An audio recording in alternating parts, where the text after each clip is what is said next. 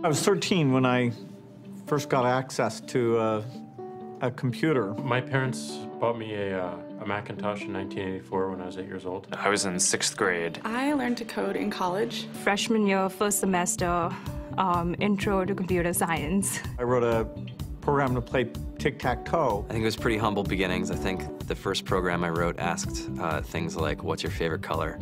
Or how old are you? I first learned how to make a green circle and a red square appear on the screen. The first time I actually had something come up and say, hello world, and I made a computer do that. It was just astonishing. Learning how to program didn't start off as wanting to learn all of computer science or trying to master this discipline or anything like that. It just started off because I wanted to do this one simple thing. I wanted to make something that was fun for myself and my sisters. And I wrote this little program and then basically just add a little bit to it. And then when I needed to learn something new, I looked it up either in a book or on the internet and then added a little bit to it. It's really not unlike kind of playing an instrument or something, or playing a sport. It starts out being very intimidating, but you kind of get the hang of it over time. Coding is something that can be learned, and I know it can be intimidating. A lot of things are intimidating, but you know, what isn't? A lot of the coding that people do is actually fairly simple.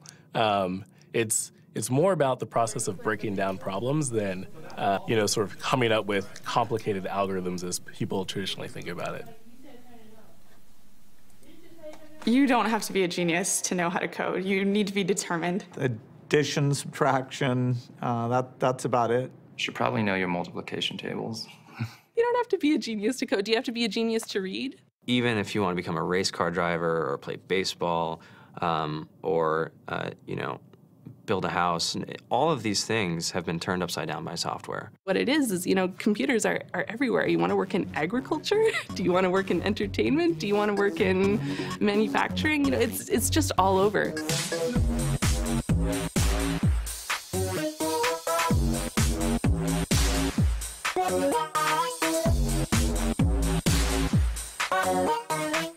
Here we are, 2013. We all depend on technology to communicate, to bank, information, and none of us know how to read and write code. When I was in school, I was in this after-school group called the Whiz Kids, and when people found out, they laughed at me and, all these things. And I'm like, man, I don't care. I think it's cool, and, I'm learning a lot, and some of my friends have jobs. Our policy is literally to hire as many talented engineers as we can find. The whole limit in the system is just that there just aren't enough people who are trained and have these skills today. To get the very best people, we try to make the office as awesome as possible.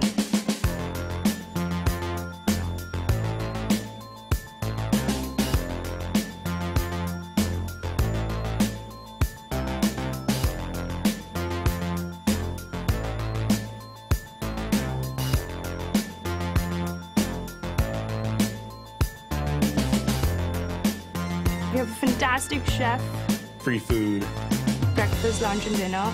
free laundry, snacks, even places to play and video games and scooters. There's all these kind of interesting things around the office and places where people can play or relax or go to think or play music or be creative.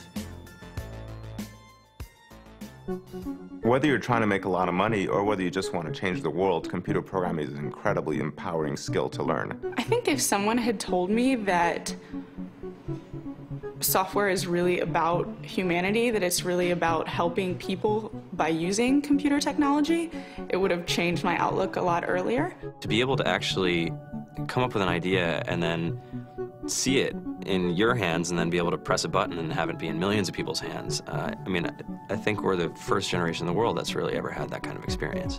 Just to think that, you can start something in your college dorm room and you can have a set of people who haven't built a big company before come together and build something that 1 billion people use as part of their daily lives is just crazy to think about, right? It's humbling and it's amazing. The programmers of tomorrow are the wizards of the future. You're going to look like you have magic powers compared to everybody else. I think it's amazing. I think it's the closest thing we have to a superpower. Great coders are today's rock stars. That's it.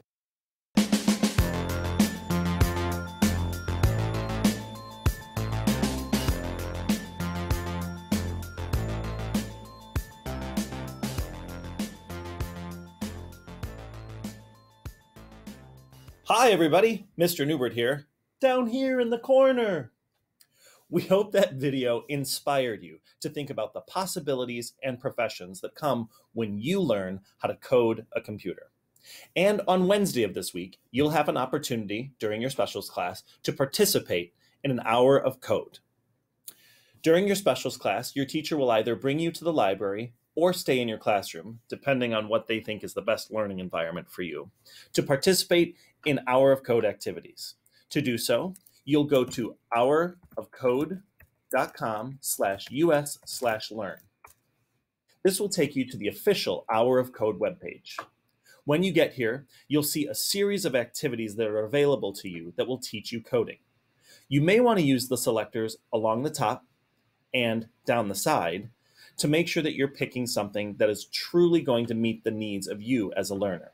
So for example, if I'm in grades 6 through 8, I would click that selector, and then I could also choose if I'm a beginner at coding or if I'm pretty comfortable. When you do that, it will narrow down the game choices. You can click one, read about it, and then click Start.